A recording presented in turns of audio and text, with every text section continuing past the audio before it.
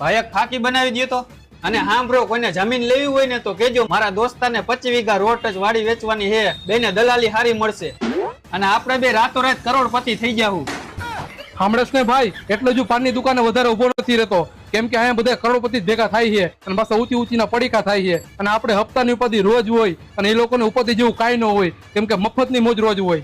અને હાલો ભાઈ હું જાઉં છું, આ ફાકીના પૈસા થોડા દેવાના હોય, કેમ કે આપણે બે જમીનના દલાલીના પાર્ટનર કહેવાય.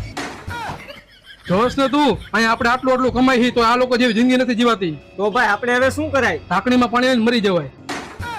હમણાં તહેવાર આવે, તહેવાર પૂરા કરીને આપણે મરશું, પણ તહેવાર ઉપર કપડા ક્યાંથી લેશું? તો બ્રાન્ડ જંકશન માંથી લઈશું. ત્યાંથી કેમ? સસ્તું કદી સારું ન હોય અને સારું કદી સસ્તું ન હોય, અને તહેવારમાં કપડા તો હારા જ પહેરવા જોઈએ. હાલ મારા ભેગો જો ભાઈ, આ હે ધ બ્રાન્ડ જંકશન.